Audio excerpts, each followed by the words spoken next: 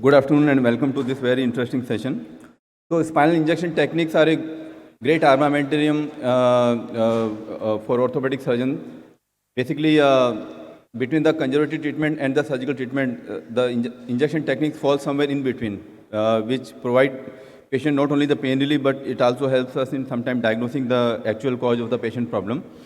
So I had this patient, 42-year-old male, severe leg pain for last 2 months, tingling, numbness, paresthesia, perfect indication for the surgery. However, the patient was not ready for the surgery. So what to do for these kind of cases? Another patient, 30-year-old female, severe neck pain, no neurology, no radiculating pain. She had tried physio, but nothing was working for her. So in my book, this is not a surgical case, but patient is still in pain, so what is to be done next? Third patient, 65-year-old male, right leg pain. Patient has multi-level pathology. So should we subject the patient for a multi-level surgery, or because of the recent onset right leg pain only, should we try to find out the exact cause of the pathology and try to treat that only? So certain situation where we want to minimize the surgery and kind of pinpoint what is the root cause of patient's actual problem. So in those cases, I think the injection techniques are very careful, very useful. In this particular patient, we did a right L4-5 foraminal block. Patient responded very nicely. So we just went ahead and did a L4-5 discectomy. There are situations when the patient wants to delay surgery for personal reasons or for multiple other issues. And in certain situations, we don't have good surgical options available, like in the cases of sacroiliitis or facetal arthropathy. And so these are the multiple scenarios where we can utilize the injection techniques. They have both therapeutic as well as diagnostic value, and there are myriads of procedures. So let's have the star faculty from our session, Dr. Ingalhalikar sir, to throw us some light on, to understand the basic anatomy of the injection techniques, how and when we try to approach the things in a particular way. Ingalhalikar sir.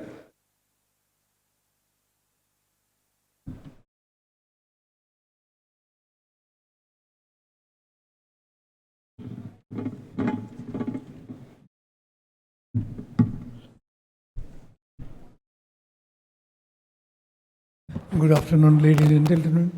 Right at the outset, I would like to thank WIROC Organizing Committee for keeping this particular topic. It's an extremely useful modality of management of back pain. Like Amit said, diagnostically as well as therapeutically, it's very useful. And if you understand the basic tenets of that, you would understand the anatomy three-dimensionally.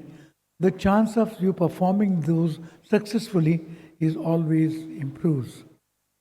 The more accurate you give it, more effective they are, and therefore our goal is to improve their effectivity. The first question comes is, can we do it without CIAM?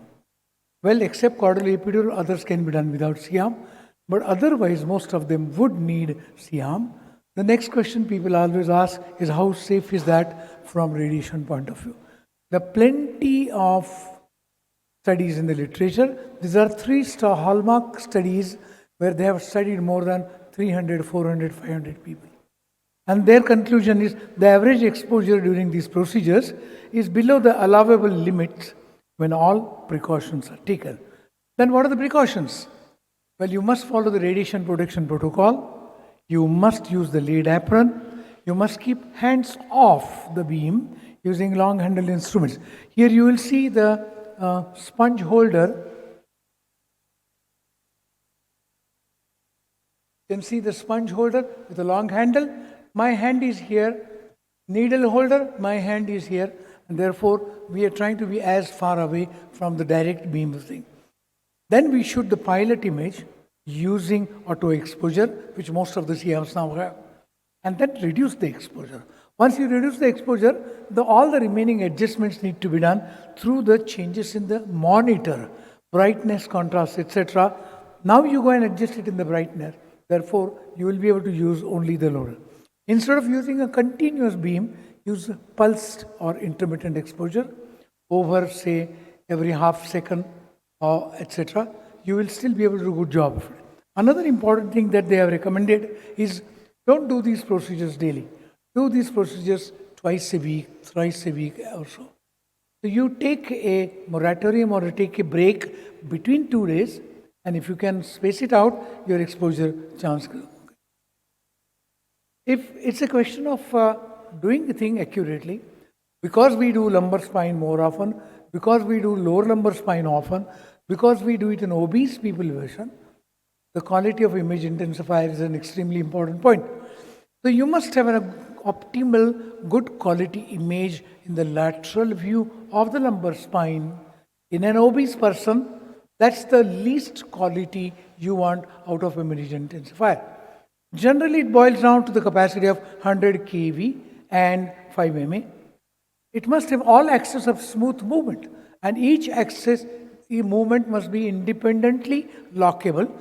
You must have a flicker-free dual LCD monitors with lots of adjustments. All modern monitors have lots of image adjustments we should be able to do.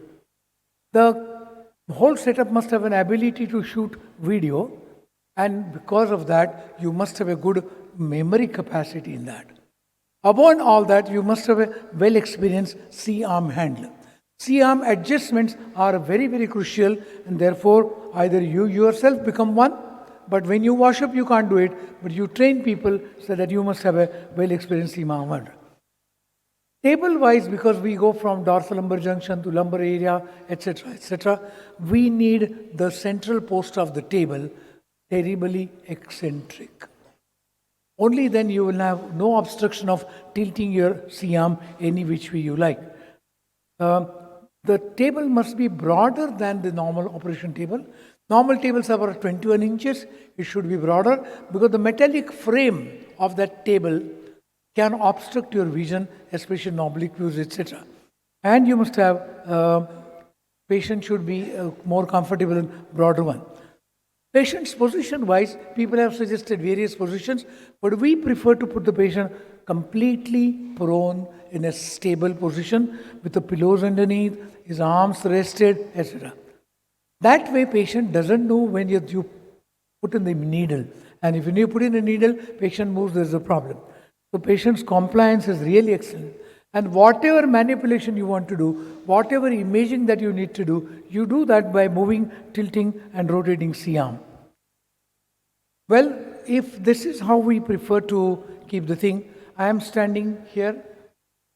I am able to see beyond the monitor. The monitor, the tube head is here, and there's sufficient space between tube head and this, and I'm able to work up. So I am standing comfortably, patient is sleeping comfortably, there's no obstruction to the vision, and there's no obstruction to my functioning here.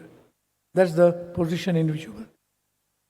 You must become familiar with orientation and morphology of the vertebral body, the end plates, the pedicles, the facet joints, the pars, the intervertebral foramina.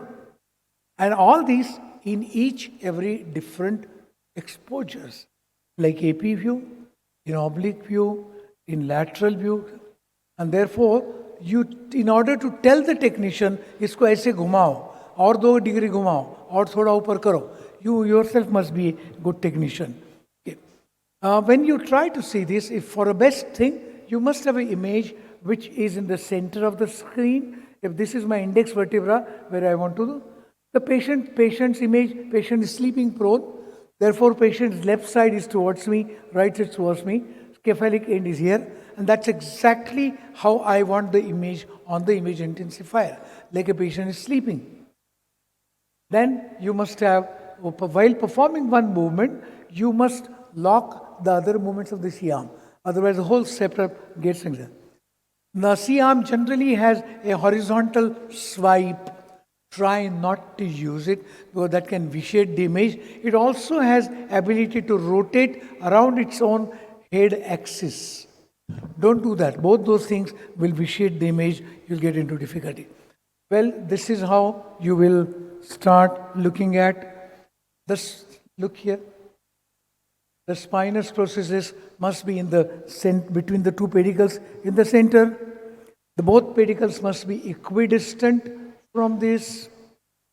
Then you must have a clear space between the top of the pedicle and the end plate, and you must have much larger space between the lower end of pedicle and this clearly. Once you have this image, this is the best way you can access, or safely you can access various things. The concern edges and end plates, as you see here, they are, this is a parallel plate, the anterior part and the posterior part of the end plate, but as you go up, it becomes duplicated. At the index place, you must have a minimum of duplication. That means you are squaring it properly. In other views, like oblique view or thing, they will not be parallel, but see that there is no duplication here. It's a single plate, or also here, single plate. This is a facet joint as seen from behind. These are the facet capsules. I want you to understand this orientation, where it starts, where it ends. This is how the lateral view will show. In the lateral view of X-ray, unless you are really experienced, you will not be able to make out the facet joints because the plane is quite oblique. It's not truly transverse and lateral. Well, nerve supply to the facet joints is a very important story. Look at this particular facet capsule. It will receive supply not only from this particular area, but will supply coming from higher up also. And this can sometimes go only not one, it will go down to the third one. That means every facet joint will have multi-segmental supply coming from above, and sometimes even a branch of this, you can see this branch, sometimes this branch can go up and supply here. And in order to do diagnostic block, you will have to block the central area first, wait and watch. If not, block the lower and upper. And if you feel, now you know you're able to localize which particular area is there. Another thing, when you do facet block, you not only block this nerve, which is extracapsular, you block the capsule inside, you also block this area, and you also block this area, lower area, because those are the areas from over the nerves will traveling in. This is during surgical dissection. These are the branches which are open, which can be easily damaged by your working. This is a typical oblique view. You will find that this is the end-on of the pedicle, as you are seeing here. This pedicle is here. The root will skirt underneath and go out from here. This is one area. This is upper margin of the transverse process, or I would say upper part of the pedicle, this area. Keep that in mind. We always wonder which side, ये कौन सा facet है, left है कि right है? We always keep wondering that. Remember, when you see a particular mouth of that Scotty dog, that means you should be able to see a broadened ileum and not narrowed ileum. Broadened ileum is ileum of that particular side. That's the side whose facet joint you will see. In order to see the other side facet joint, you'll have to broaden this up and take up. On the other hand, if I want to go into the facet joint, SI joint here, this exposure is not correct. I'll have to use this exposure, because it's exactly at right angles to that, and I'll have to change it accordingly.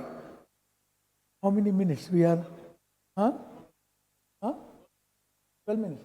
So 11 finished?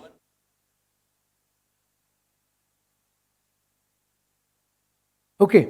Keep the concerned end plates parallel and run arc either ways to the left or right till you see the open space. Then you can tilt the C-arm, or carotid if required. This lower margin of the pedicle and the tip of the superior facet must have a lot of space. That makes it very, very safe and useful. Our exposure point is significantly improving. What we do is we select a safe bony location near the target area. This will be what I call the target point for the needle tip. Keep this point in the center of the scene. Reach this point keeping the needle in axial end-on view, what we call as a coaxial needle travel. Then navigate the tip to the required area. Confirm, reconfirm, and this is what you will find is happening. You see here, this is where I aimed at it, and this is an end-on. Afterwards, I'll do AP view and navigate it within, put in a die, and have a look at the whole area. This is the safest way of doing things. Well, as I said, one important point you remember, amongst the sacroiliac joint that you see on an X-ray, upper third or even upper three-fourth is filled up with syndesmotic fibers. There's no cavity. You will not be able to insert your needle there, and it's useless. You will have to go only to the lower part of the SI joint, which has a cavity and which is to be useful for your function. Most of the diseases and pain production areas are here. Thank you very much. Thank you, sir. Sir, in your practice, which other injection techniques do you use, like in the lumbar spine? Now, Dr. Chaubey is elaborating on that. So, and when are you using a facet joint injection? Do you like only use intra-articular injection, or you will be kind of? He will tell you that. Okay. He'll tell you that. Do we have any other question for Dr. Ingalhalikar, sir, from the audience? I think at the end we'll have a lot of questions which will be relevant to all three talks. Okay, can I invite Dr. Bharat Chaubey, sir, for his perspective about from an orthopedic surgeon's point of view, which kind of injection techniques does he use, and how we can incorporate them in our practice?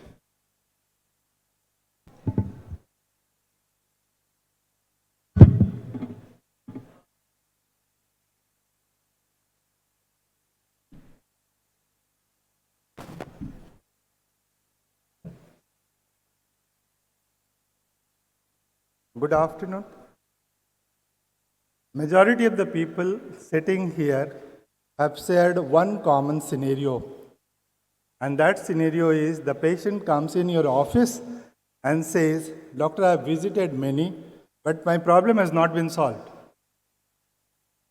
So can you help me? So this talk is nothing but our approach to help our patients. So what I'm going to emphasize more on the tips and tricks of the individual procedure and some basic aspects which is related to the injection modality. So all of us treat the chronic back pain patients, and we all know that etiology is not always single or one etiology. Sometimes it is a multifactorial. We also know that the medical management is not always satisfactory. So every attempt must be made to localize the pain source. The pain source could be discogenic, it could be facetogenic, and we must know that both the kind of pain source can give the radicular symptoms. Even the disc can give the radicular symptom, the facet also can give the radicular symptoms. So, and whether it is only one disc, one facet or multiple, we must know. So when it comes to identifying the pain source, we must know that all abnormal looking area on any imaging modality need not be correlated with the pain experienced by the patient. So some irritative lesions that may have chemical or immunological basis may be the source of pain. And these are not identifiable on imaging modality. So any considered pain source, even on the basis of precise clinical judgment and the structural information what we have, so it remains probable unless this considered pain source is being blocked and patients say that my pain has gone. That means you have blocked the pain source, you have identified the pain source, and now you are ready to treat the pain source. So this is a modality which solves the diagnostic dilemma by localizing the pain source, by quantifying its relative contribution. And the beauty of this procedure is that it can satisfy the clinician and patient as well. So you all know that our judgment depends primarily on the clinical ground, but it is always supported by the imaging modalities. We also should know that when you are using a 0.5% of xylocaine, then it only blocks the sympathetic fibers. When it is 1%, it blocks the sensory fibers, and when it is 2%, it blocks the all kind of fibers. So when we are mixing the steroid with the local anesthetic, we must know that it should not go below 1% in any situation. Otherwise, we will not be able to block the pain source. So when we are using only for the diagnostic block, we use only Xylocard, and that is the preservative-free xylocaine.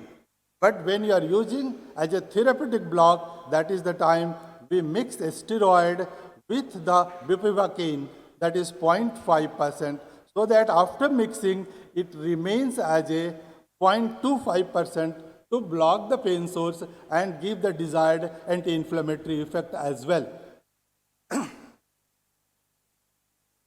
So you see, on table, we keep all the three: methylprednisolone acetate, bupivacaine, and this preservative-free xylocaine.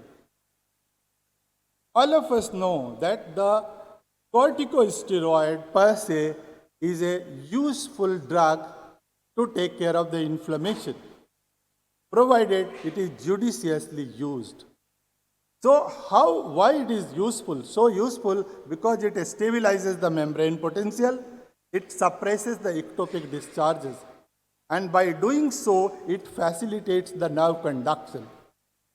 We also know that steroid prevents the adhesions and scarring, and adhesions and scarring can impede the blood supply to the nerve. So by giving steroid, we are facilitating the blood supply and preventing the neuroischemia at a later date. So all put together, it reduces the pain, paresthesia, and it improves the function. So local anesthesia and the steroid both desensitize the nociceptors, and ectopic pain discharges are reduced. But steroid per se suppress the inflammation, and all put together, it helps in pain relief. But we always remember that whatever the pain relief period the patient is getting, that must be utilized for the purpose of rehabilitation, for giving long-term benefit, and not merely this short-term benefit of the injection. We all know that there are certain prerequisites of these procedures.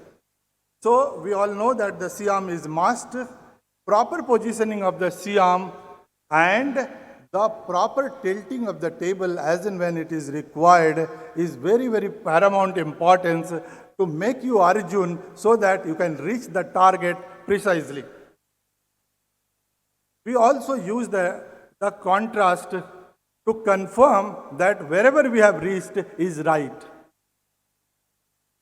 So you see how these tables are tilted as per the need.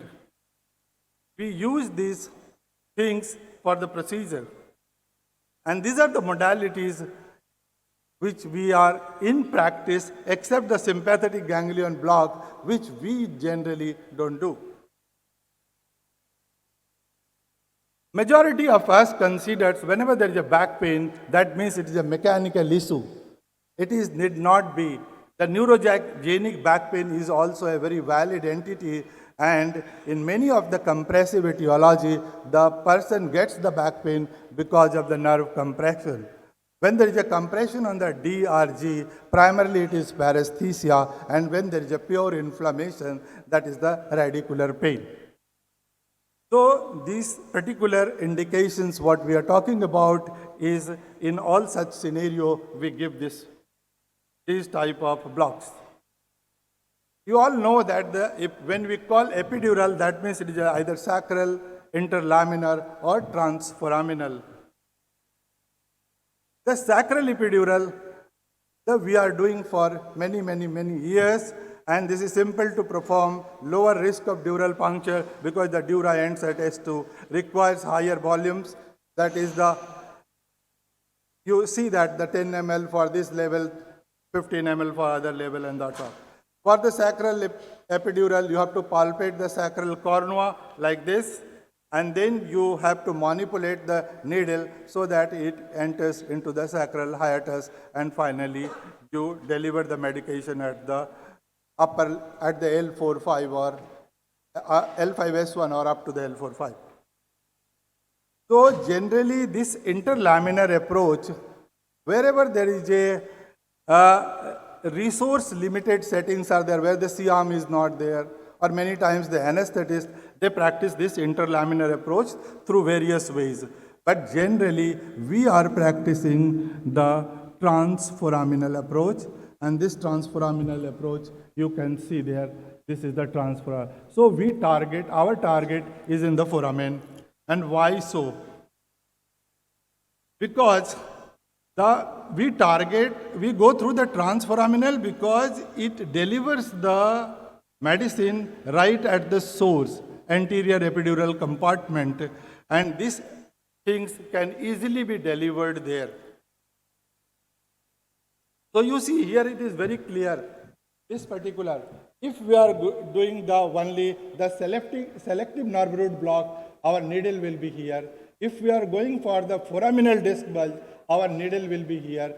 If we are going for the extraforaminal disc herniation, our needle will be here through the Campbell's triangle. And that is how we select what we want to do and where my target is there. So here it is very, very clear, the lateral to the superior articular process where we go, or we go here, or we go there, above the root, and that has been shown. So to do this procedure, first of all, you have to make the vertebral body neutral, and for neutral, it should look what the sir has already explained. I will not spend time on that. So then we do this particular thing, we oblique it, and then choose the target. Then we confirm in the AP and lateral where we have reached. Then we confirm with the dye whether our target is right or wrong. And then if we want to go for the S1, then we go in this oblique manner and we go and hit there in the obliquity. For whenever our needle is reached at the target, we try to aspirate and to avoid any vascular complications, because our drug should not go intravascular. So for the facet block, first we choose AP, then oblique, and then this Scotty dog appearance. Then we put our needle here, and then we try to bend the needle to make it the hockey stick. And when it comes to the lumbar discography, we choose the Campbell's triangle, and in Campbell's triangle we go, reach there, go enter, inject the dye, see what is the morphology, and then accordingly we do it. Then when it comes to the sacroiliac joint, the lower half, which has already been discussed, see that the two parallel lines are seen, and then we give the sacroiliac. And then we check in the dye whether the dye is reaching in the joint or. So this is how we perform all these things. The take-home message is very clear that the injection modality is an important diagnostic tool. It is not just for the therapeutic role, it has a diagnostic role, and so that we can avoid the patient for unnecessary, unwarranted surgical intervention, and the pain-free state must be utilized for the purpose of rehabilitation. Thank you. Thank you, sir. So as per Dr. Ingalhalikar's suggestion, we'll take the question and answer at the very end of all the three sessions. Can I invite Dr. Jitendra Jain, sir, for his perspective from a pain management physician's side? How does he approach a spinal pathology from the injection point of view?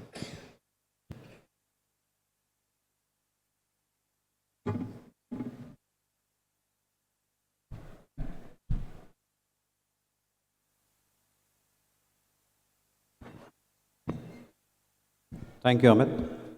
Thanks a lot for having me here for this presentation. I mean, there's actually nothing like a non-orthopedic way, but it's just a sound catchy. I think probably that's why the term was put.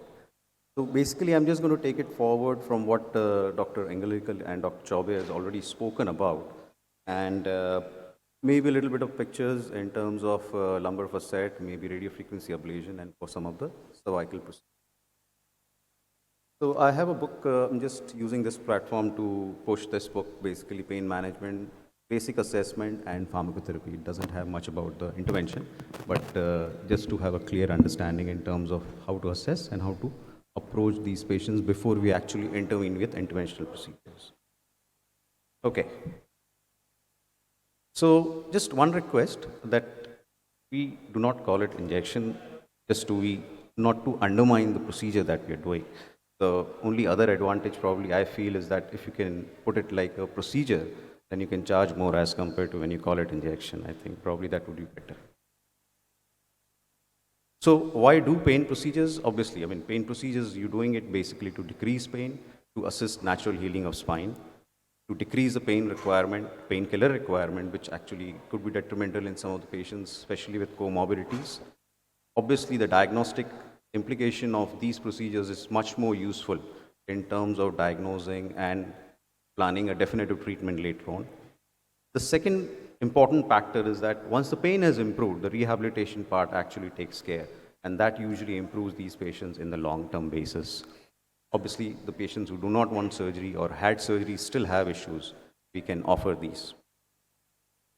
Diagnostic advantage, which I've already mentioned, some of them would be to come to a conclusion what is generating pain, facet or disc or SI joint, because you can do a diagnostic procedure for those areas and see if patient's pain improves. Obviously, then you can target them with a definitive procedure later on. To obviously, from the surgical perspective, is to identify the problematic disc and attend that particular disc in some of these patients. If these patients improve, we can plan definitive advanced procedure in some of these. Obviously, if the patient improves, then you have an advantage of informing the patient if the surgical prognosis would be better. Because if the patient improves with the diagnostic procedure, especially with the transforaminal, the chances of patient improving post-surgery is much better. Another big advantage of these procedures is that if the patient does not improve, say, from the transforaminal block, then it might be a sympathetic mediated, where we can target the sympathetic chain, or some of these patients we can actually tell them that it could be a psychogenic. So some of these procedures you can even perform sham procedures so as to come to a conclusion and convince the patient that there might be a different etiology than what we are actually thinking of. So commonly done procedures, facet joint block, median branch block, SI joint block. Trigger point injection is actually a very useful modality, which we tend to ignore in clinical scenarios, especially the patients whom have, which we label as non-specific back pain. Some of these patients might be just having tender muscles or trigger muscles, which can be addressed just with local anesthetic, and they might be much better. Once the pain improves, obviously you can push them on rehabilitation. Indications already mentioned. Contraindications, if patient says that I don't want it, obviously you don't give it. And if any coagulopathy or infection, you don't do it. So approach, obviously you come to history first, where you would be suspecting a particular generator and you would be targeting that accordingly. You obviously rule out the red and yellow flags. Examination in general, as for the spine assessment, would be done, but I would insist that a trigger or a tender muscle should be located, because if we can find out that, and if we can just address that by a simple, say, a trigger point or a tender point injection, then we can even avoid an interventional procedure under CMR or USG guidance. Counseling is very important, to talk to patients what to expect pre and post procedure, because they should be informed about the rehabilitation part of it. Because once they expect that we have done a procedure, they think that they've been fixed. They might overlook some of the rehabilitation aspect of it. So positions, prone position, usually for lumbar, I try to put a pillow so as to decrease the lumbar lordosis. This is how a spine, as Dr. Ingalhalikar has already mentioned, squaring off. The Scotty dog, you can see that. You can see the facet joint here. Under C-arm guidance, you can see the target areas. So the target areas, facet joint, transforaminal, and this is where the median branch lies, the dot that you're seeing. So if you're suspecting a facet joint pathology in a patient, you can just inject local anesthetic here, one level below, above, and one level below.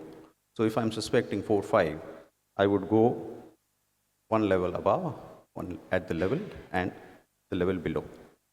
Inject local anesthetic, assess the patient, send the patient home, and see the improvement. If patient is better, I can offer the patient a radiofrequency ablation at a later date, if at all the pain comes back. If pain doesn't come back, patient is fine. This is foraminal block.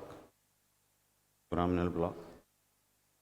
So the reason why you do that is, as Dr. Chaubey has mentioned, that it's in the anterior epidural space, you are able to drop the medication actually where the pathology is.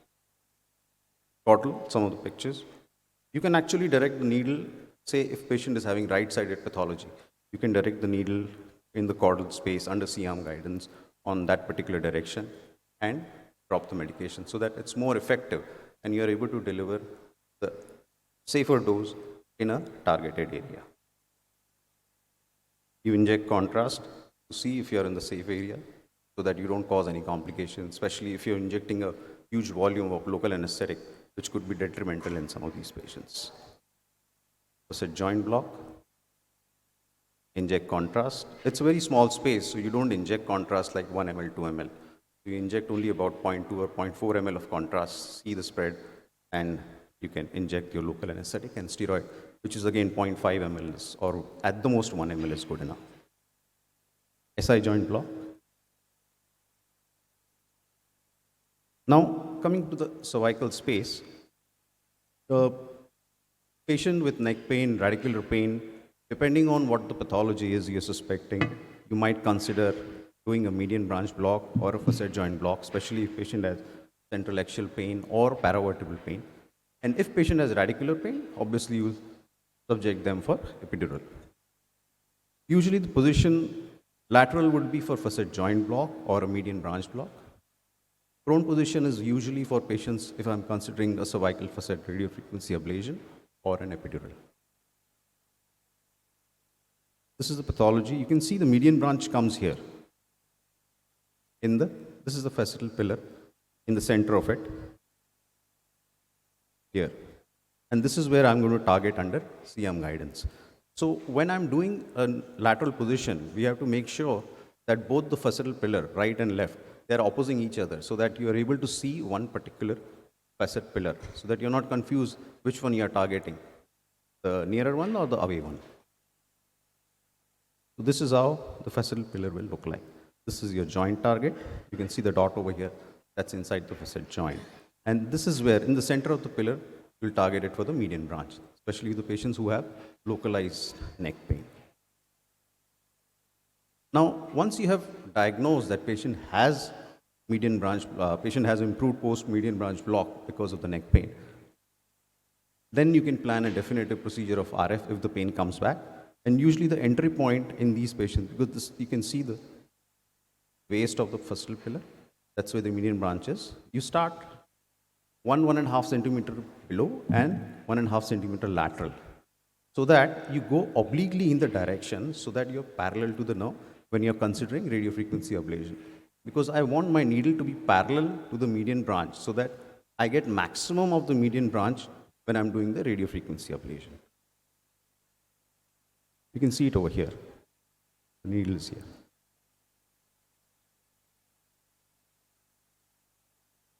For epidural, usually the target, you can consider doing it, say, on a specific, say, if it's a left-sided pain, you can start from the left dot. Right-sided, you can direct the needle on the right side. You don't need to be in the center. Unless patient says that he has bilateral pain, you can keep the needle one-sided and drop the drug on one particular side. I'm just having a small video where I'm showing, I use basically the negative interthoracic pressure so as to use the hanging drop method to locate the epidural space. You just see this gets sucked in because of the negative introduction.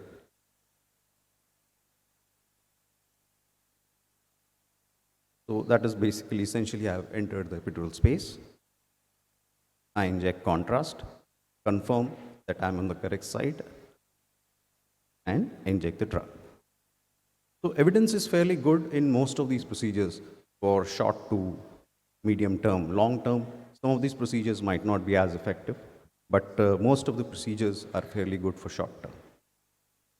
Complications, as usual, would be bleeding, infection, anaphylaxis. You have to have. I usually keep, although I'm an anesthetist, but I usually call an anesthetist as a standby. So it's always better and safer to have that. Thank you, and Happy New Year to you all. Thank you very much, sir. Do you have any questions from the audience side?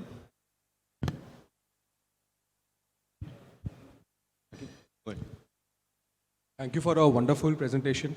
So just a question, what exactly counseling do you do before offering intervention pain management techniques to the patient? Because a lot of patients, they come and they say that, will it help us to avoid surgery?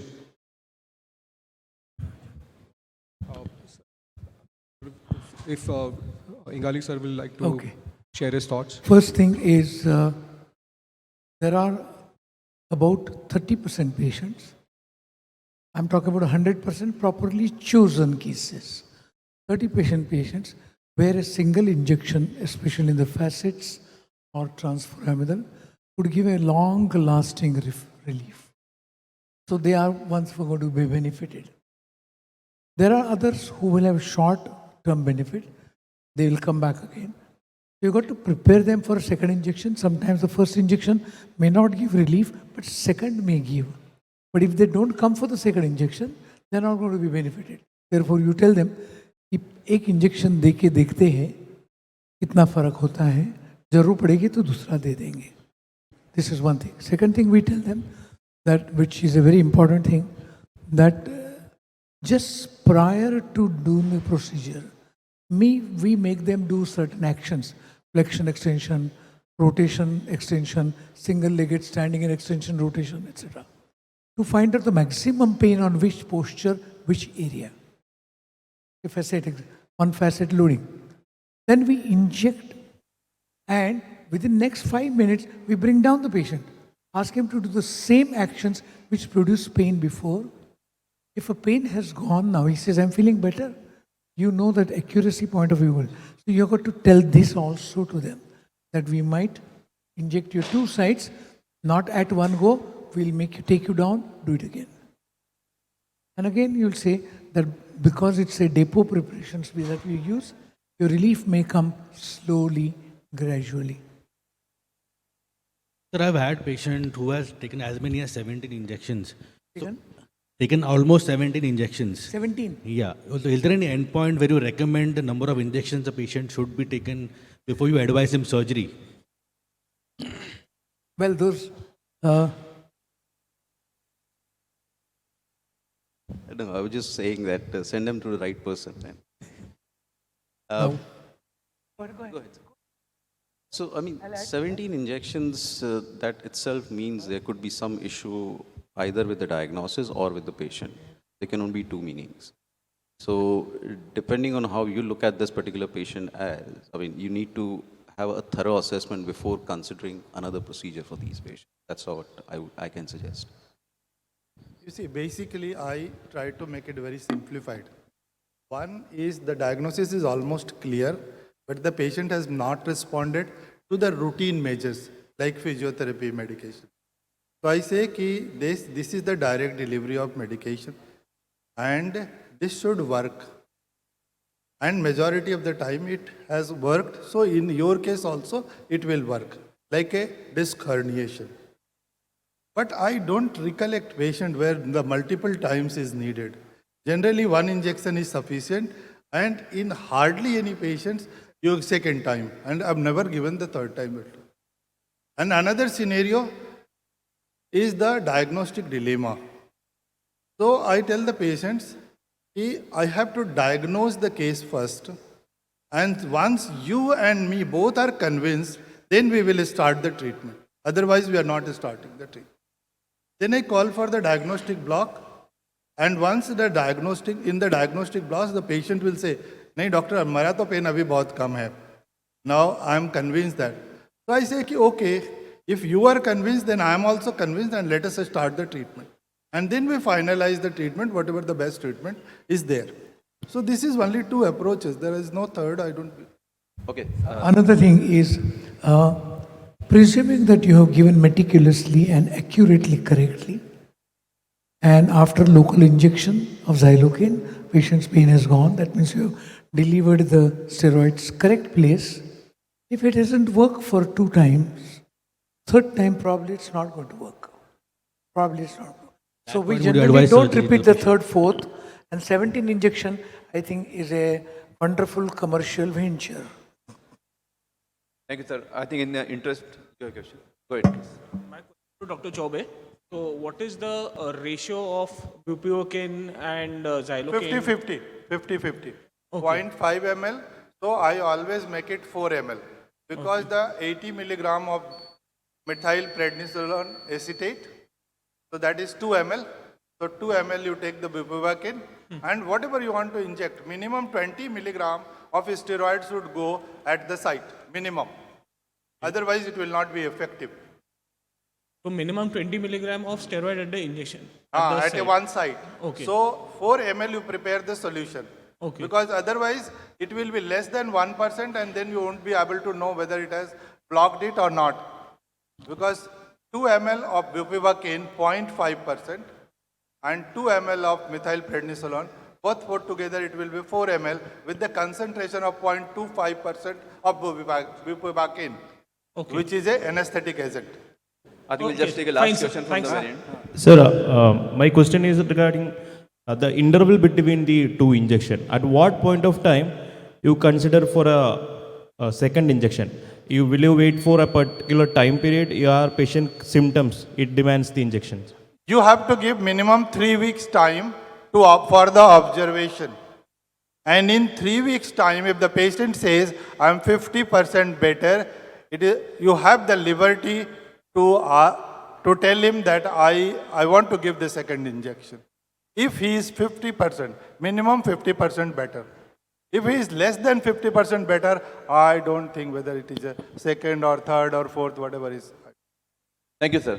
Now, giving these injections twice a week or even once a week, once in 15 days, it's not a scientific rationale. Because by the time the solumedrol really gets released and works, takes time. So giving more frequently than once a month, it doesn't really work well. Thank you, sir. Thank you, Akhil and Abhishek.